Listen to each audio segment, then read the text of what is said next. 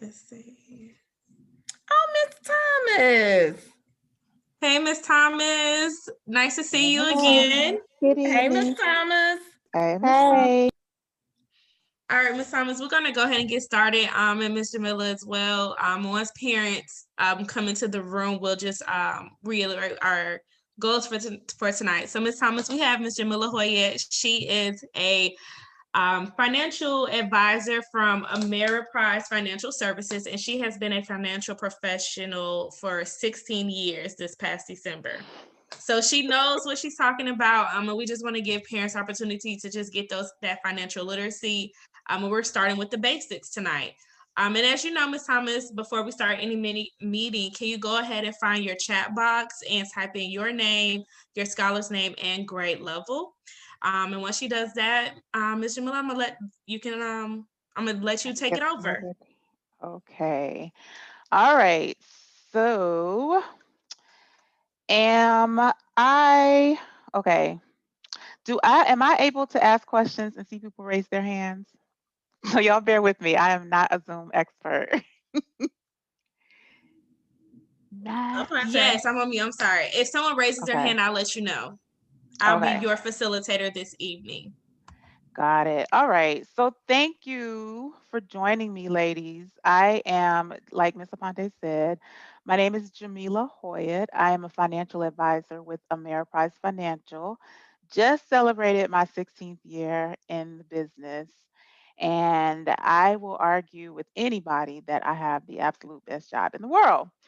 Every day I get to talk to people about their financial goals and their money, how they can use their money to achieve those financial goals. So I I think that I've got the best job in the world, and I'm so happy to be here talking to you ladies about what it is I do, and gentlemen, if anybody joins us. This is going to be a very brief presentation, and it is going to cover just the basics of financial planning. If I'm lucky enough to be invited back, then we can always delve a little deeper into specific topics. But tonight, I just want to talk about the basics. And so hopefully you can see my agenda. My agenda is on the screen. We'll start out talking We about the important. hold on one second, Jamila. We cannot see your screen. So go Oh, down. do I have Let's try it one more time. The camera is okay, actually what black as happened? well. Oh, so the camera, if I turn, because I turned my camera off on purpose. If I You turn can the camera, did you see my screen ever? Did you see my slides No, we ever? didn't. So if you look at the Oh, bottom of the menu bar, it's a green button that says share screen. okay. And it should show you what you can share from there.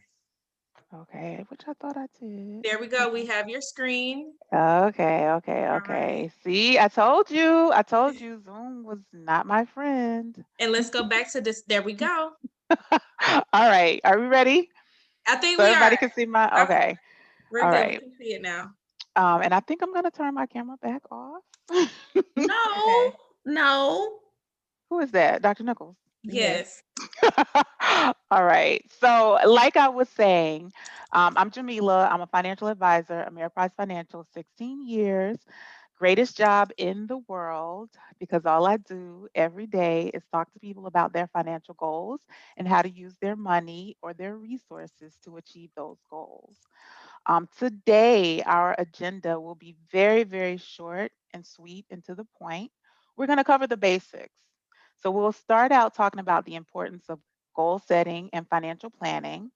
Then we'll move to the essentials. Again, the basics of understanding your current financial position, which includes budgeting, managing debt and savings. I'm sorry, managing debt and credit, and then savings.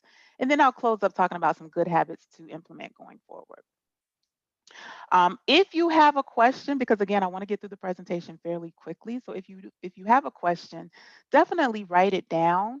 And then at the end, I will open the floor for discussion and questions. So goal setting, in my professional opinion, I think this is the very, very, very most important part of financial planning. So, i- any fans, anybody ever heard of Stephen Covey? If you've heard of Stephen Covey, you know that he authored a book called The 7 Habits of Highly Successful People. And one of those habits is that successful people begin with the end in mind. So you have to know where you're going in order to get there. What's the first thing? If you're going to take a trip, what's the very first thing you do? You decide where you're going, right? You cannot start planning a trip until you know where you're going. And so it's the same with your goals, with your financial plan.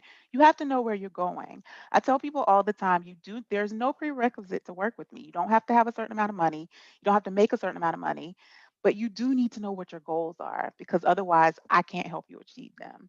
And some of the most common goals that people have when they come and talk to someone like me are listed on this screen. Saving more than you spend, paying off debt and maintaining a healthy credit score, preparing for a significant event in your life. And this can be an event that is planned, like getting married, having kids, retiring, or it can be something that's not planned, like the loss of a job or the loss of a spouse. And then, probably the most common one is building wealth. And everybody doesn't define wealth the same way.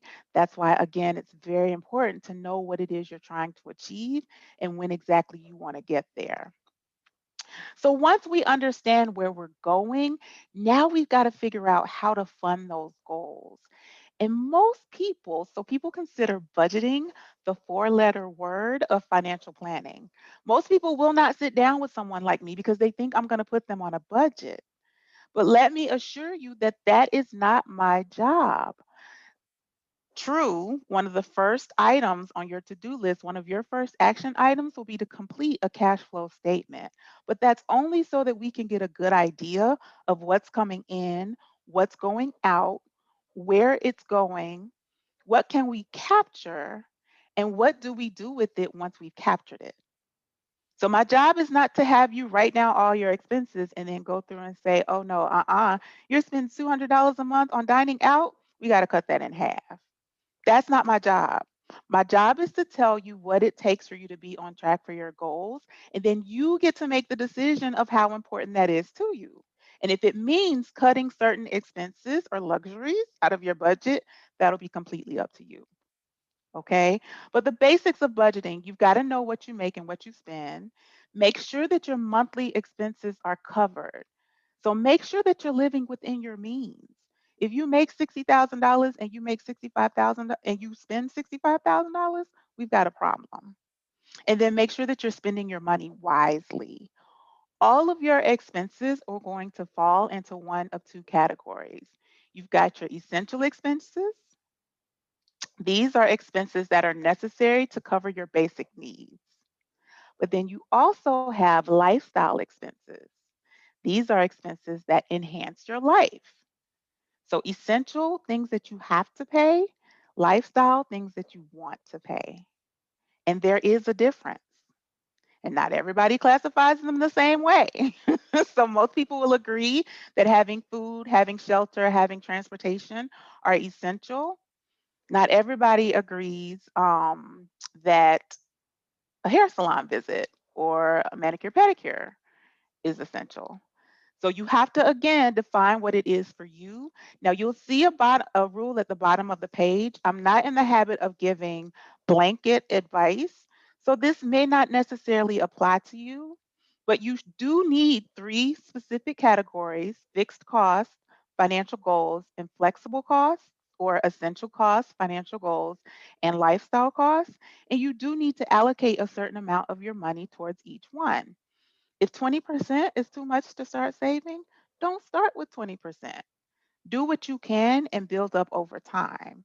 But again, depending on how important your goals are to you and how successful you want to be to meet them, will maybe sometimes cause you to have to make decisions about how and where you spend your money. So managing debt and credit. So debt in and of itself, it has negative connotations. Everybody wants to say, I want to be debt free. And being debt free is a good thing if you're talking about consumer debt. Okay. Not all debt is bad. There are some things that you can use leverage to put yourself in a better situation. The two that come to my mind are a mortgage. If you've got a mortgage, it is a liability, but it's a liability attached to an appreciating asset. So over time, that can improve your financial situation. Some of us on this call use student loans to go to school. Is that a good debt? If it helps you get a degree that can eventually help you increase your earning power, then absolutely, you're making an investment in yourself and your future. But if you've got credit cards, if you've got personal loans, those are the types of liabilities that can actually put a drag on your financial situation and prevent you from saving the money that you want to achieve your goals. So it's really easy managing your, I say easy, it's easy theoretically, but in practice, it's not always so easy. But you do need to track how much debt you have. So if you've never written down, if you've never calculated your net worth, I highly recommend starting there. And your net worth is simply your assets minus your liabilities. So take everything that's worth something and then subtract everything that's a liability, every bill that you have to pay, and whatever's left is your net worth. And then year in and year out, at least one time a year, you should revisit that number and see if it's improved. And there are two ways to improve net worth. It's not just paying down your debt, it's also building your assets in the process. But ultimately, you've got to know where you're starting in order to make sure that you're making progress. All right. Pay your bills on time. So, again, if you're living within your means, it's okay to use credit cards. The last category says make your credit card work for you. So, there are certain cards that will give you rewards just for using them. But what percentage of the population do you think actually uses a credit card just for the rewards? It's not a lot. Most people are using their credit cards to finance the part of their lifestyle that their income doesn't cover. And if you think about it, that's how credit card companies make money. That's how they stay in business. They are literally betting on the fact that you're going to have a balance and they'll be able to charge you interest on that balance. So if you're smart and you're responsible and you live within your means, by all means, use your credit cards. Find a credit card that you like that gives cash back and Sky Miles or some other type of reward. Use it to pay for everything, but make sure that you pay it off at the end of the month. There's nothing wrong with that. There's nothing wrong with having a zero balance credit card.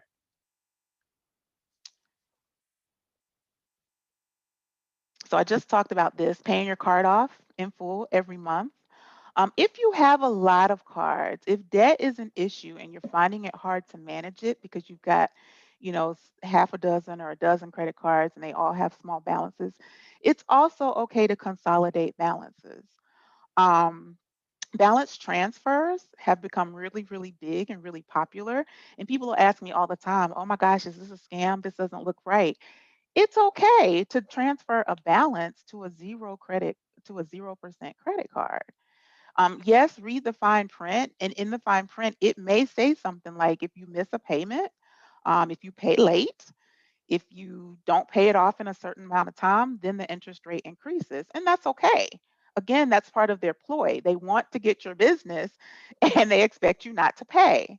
But if you are responsible, so for instance, let's say that you accumulated debt because of something that happened, maybe you lost a job and you had to live off of credit cards for 6 months because you didn't have a cash reserve. That's okay. Now you're in a better position. You can pay your bills on time, consolidate them, transfer those balances, pay the 0% or the low interest rate. And then at the end of the time period, you can transfer it again because I promise you there will be another offer. It's not always a scam, but definitely read the fine print so that you know what you're up against. And then this also says do an annual credit score check. Um, I have two cards that I use almost exclusively, and both of them offer free credit monitoring. And I think most major companies are doing that now. So it used to be that you had to enroll in some type of service and pay a fee and that type of thing, but most credit card companies will do this for you for free. So at least keep track of your credit score, keep track of what you're paying, what your balances are. If you make an inquiry, all of those things are going to affect your credit score over time. And you should be alerted if it changes and you didn't know it was going to change. Um, and again, I think, please don't quote me, but I think there is, even if you don't have one of these monitoring services, there may be somewhere or there is some way that you can check your credit score annually for free. You don't have to pay anything. And if that's something that you need some help with, just let me know and I'll try and find you a resource. But I think it is important to manage it, not because, mainly because your credit and your credit score is going to affect what you can buy and how much you can finance and how lenders see you, how big of a risk lenders see you over time. So you can buy pretty much anything you want to with a 600 credit score, but you're going to pay more for it than the person with the 650 or the 700. Debt to income is something that you will probably hear about or you've probably heard about when you went to purchase your home or any other major um, or make any other finance any other major purchase. And it's still very similar. So it still takes into account your income and your expenses, no different than your cash flow and your budget. But here, instead of subtracting them, you're making them into a ratio. And so your debt to income says what lenders want to know is how much are you paying out of all the income that you make, how much is paying out, how much of it is going to liabilities. And then they take that number and they divide it by your income, and whatever that ratio is, gives the lender an idea of what type of credit risk you are. So you'll notice that the lower your debt to income ratio, the better, the lower risk you are to a lender, and the better probably credit score or the better lending terms you'll get, the lower your debt to income ratio. Because all that means is that you're spending only a portion of your income. Whereas if your debt to income ratio is high, then most of the income that's coming in is going out to pay expenses and liabilities, making you a higher risk. Saving. So this is never a fun topic either. And this is very, I mean, again, it's very basic. I think it's pretty much common sense. Theoretically, it looks easy and it sounds easy, but putting it into practice is way more difficult. So the first thing is you want to make sure that you always have a cash reserve for emergencies. And I talked about this earlier. So I typically recommend having between 3 and 6 months worth of expenses set aside for those unplanned expenses that may come up. And those unplanned expenses, I shouldn't say unplanned, I should say irregular expenses. Those irregular expenses could include something that you're planning, like a wedding, like a baby, like a move, a new house, or it could be something that you had no clue was coming. But if you've got 3 to 6 months worth of expenses set aside, it's going to give you the ability to weather a short term or even an intermediate term financial storm. And I can promise you, I can guarantee you that most people who have fallen on hard times, one of the basic things they could have done was just have money set aside in a bucket quickly, where you can get to it quickly and easily without penalty. So I'm not talking about your retirement plan. I'm not talking about your IRA. I'm not talking about your 401k. Yes, you can take loans from those and you can take withdrawals from those, but believe me, you're going to pay for it. Whereas if you've got an emergency fund or a cash reserve, that money is it's accessible and it's accessible quickly and easily without penalty. 20% of your income each month, like I said, that to me is very ambitious and very aggressive. Um, I would start. So if you're getting ready, if you're planning to run a marathon, you don't go out the first day and run a 5K or a 10K. You probably start by running, a block or two, maybe I don't know. I'm not a runner, so that's probably not a great analogy. But you start small, start with baby steps. If you already feel like things are tight or if you already feel like you're living paycheck to paycheck, maybe you shoot for 5%, putting aside 5% of your income as a savings goal, and then challenging yourself to increase that every single year. 20% is a great, if you read The Millionaire Next Door, this is another really good read. It talks about how self made millionaires are people who literally just started early, they started saving early, and they put aside 15 to 20% of their income. That's really it. There's no get rich quick scheme, there's no magic bullet. It's just putting some living within your means, living below your means, putting aside something, putting it there and letting it stay there and letting the time value of money work in your favor. And then number three, yet again, we've come back to setting goals.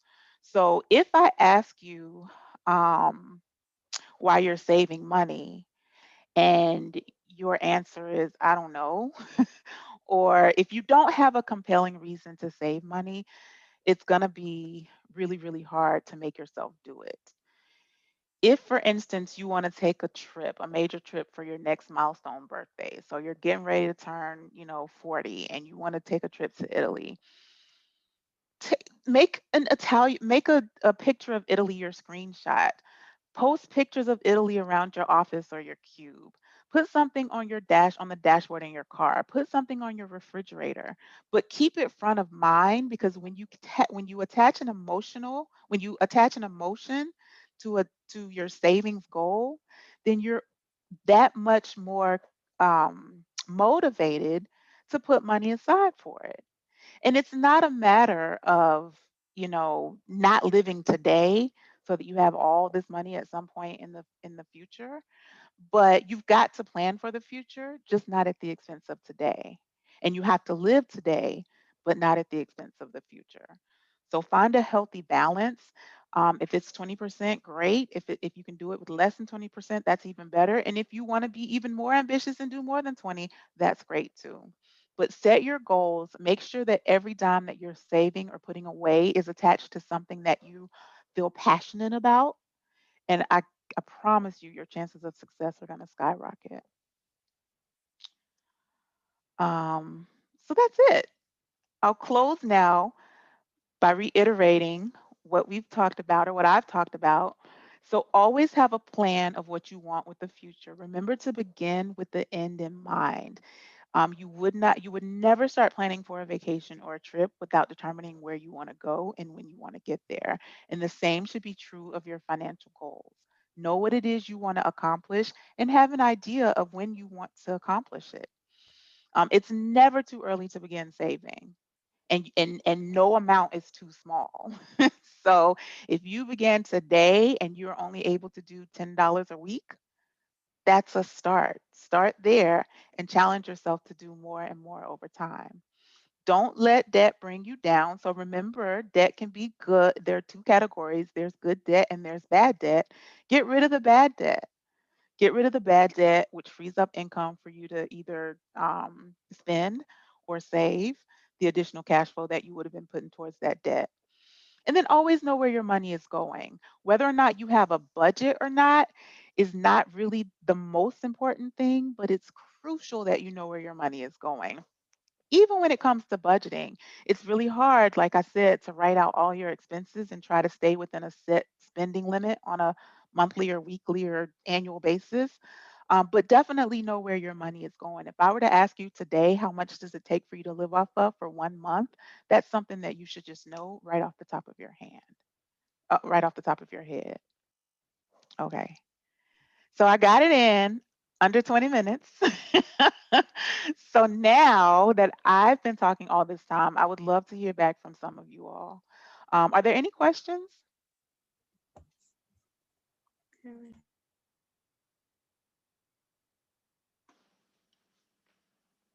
Don't be shy.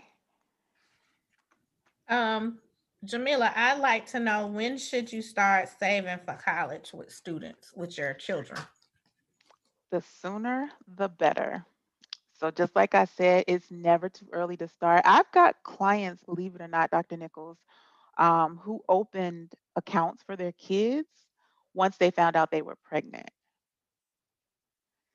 So you can open a 529 plan is the most common type of education plan, and you can open a 529 plan with your own information, so with your own social security number and birth date, and then once your child is born, you can change the beneficiary, so make them the beneficiary on that account. But the reason why I say it's never too early, is anybody familiar with the concept of the rule of 72? Has anybody heard of that? No. So the No. rule of 72 says um if you take the number 72 and divide it by your expected rate of return. So for instance, let's say that you're an aggressive investor and you expect to get 9% on average, that type of rate of return on your investments, then whatever the quotient is, that's how long it takes your money to double. So for example, if you divide 72 by 9, you're an aggressive investor, you're going to get 9% a year. No, let's say that you're even more aggressive than that. Let's say that you're going to get 12% a year. 12 goes into 72 how many times? 6, right? So you put $1,000 in an account, you get 12%. In 6 years, that $1,000 is $2,000. In 12 years, that $2,000 now becomes $4,000. Okay. So every 6 years, that money is going to double. But what that doesn't take into account is the fact that you'll be adding to that account over time. So you don't just put $1,000 in there and leave it. You put $1,000 and you save $50 a month or $100 a month, or you continue to add to it. So now it's not going to take 6 years for that money to double. Maybe it takes 5 years or 4 years or 3.7 years. But the money continues to grow and grow and grow. It becomes like a snowball effect. And it's that last double that counts. And that's with anything. The sooner you get started, the sooner you create that snowball effect so that your balance starts to double more and more quickly. So if you've got a kid going to school in the next 3 or 4 years, it's not too late. But if you've got a kid going to school in the next 12 years, prime time. 18 years, even better. Good question. We had a question in the chat box, and also parents that joined us. If you can find your chat box, please type in your name, your scholar's name, and grade level in the chat box for us. But we had a parent, Mr. Miller, to ask a list of guidebooks that you can help that can help with financial planning. So the ones you mentioned, can you mention those again and possibly Ooh. recommend some books to help our parents that can start with that financial planning and money mindset? Oh, that's good. So I talked about Stephen Covey, and that's not necessarily a money book, but it is, in my opinion, it's a good book about just increasing your effectiveness, making sure that you're smart with your time and your energy. Um, One of the books that literally changed my mindset when it comes to finances is Rich Dad Poor Dad by Robert Kiyosaki. He's he's not a great writer, but his illustrations are beautiful. What he does is he compares. He grew up, I want to say, in Hawaii. I think he's Hawaiian, but he grew up, and his rich dad was his best friend's father, who was an entrepreneur. His poor dad was his biological father, who was, highly degreed, super smart, but had a job. And he compares and contrasts their mindsets when it comes to attaining wealth. And so that is a good place. If you don't really, if you I guess need help setting some goals or kind of understanding the basics of finance, I think that's a good one. Um, Think and Grow Rich. You've probably heard, maybe you've heard of Napoleon Hill. He wrote the book Think and Grow Rich, and it's kind of a book about being able to visualize, again, goal setting, visualize where you want to be at some point in the future. But there's a Think and Grow Rich, The Black Choice, which was written by Dennis Kilbro. And I love that book. I think it points out, because a lot of times we can look at our situation, look at where we were born and how we were brought up and how much money our parents had or didn't have, and we can make excuses about why we aren't on track to do what we want to do.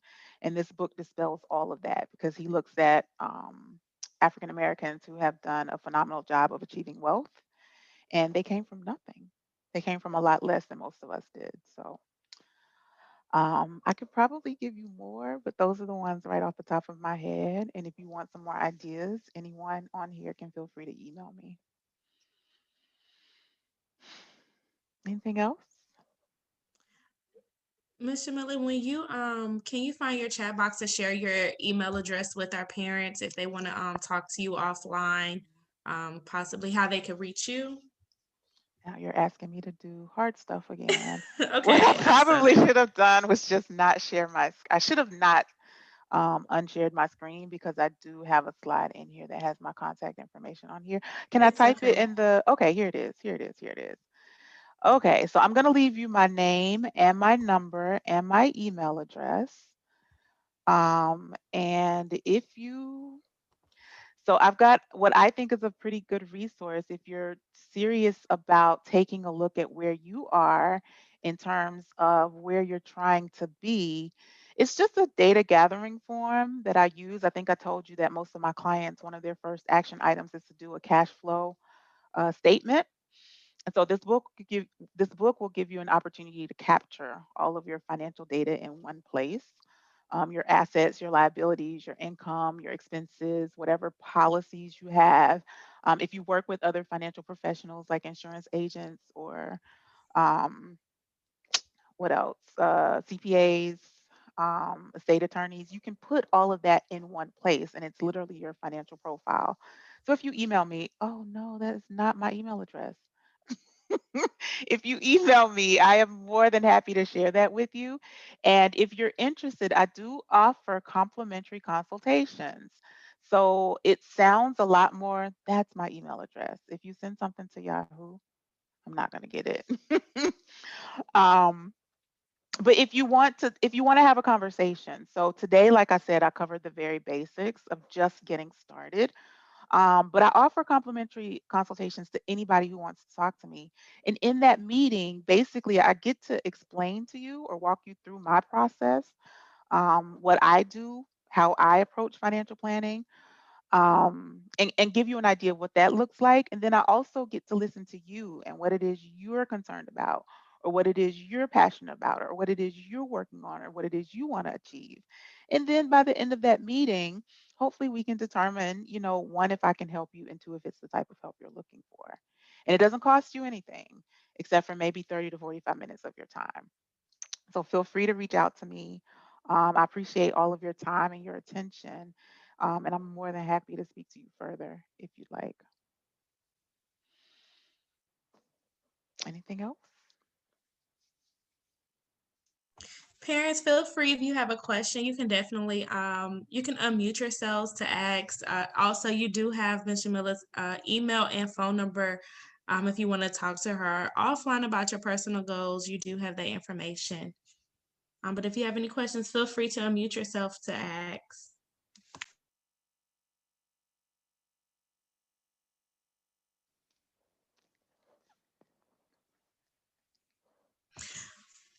Well, just Ms. Jamila, thank you for your time and your expertise in this field. Planning getting your financial planning and starting it out can be hard, especially if you don't know where to start. So just talking about the basics, especially credit cards. I know credit cards are thrown at you as soon as you turn 18, and we all get that credit card, especially when we go off to school and figuring out how to use that. So I do appreciate the tips that you gave us, especially consolidating your debt. So thank you for your time. And like I said, parents, if you would like her information is in the chat box. So if you wanted to talk to her offline about your personal goals, please feel free to contact her. And if no further questions, thank you for joining us this evening, and we'll see you next time. Thank you.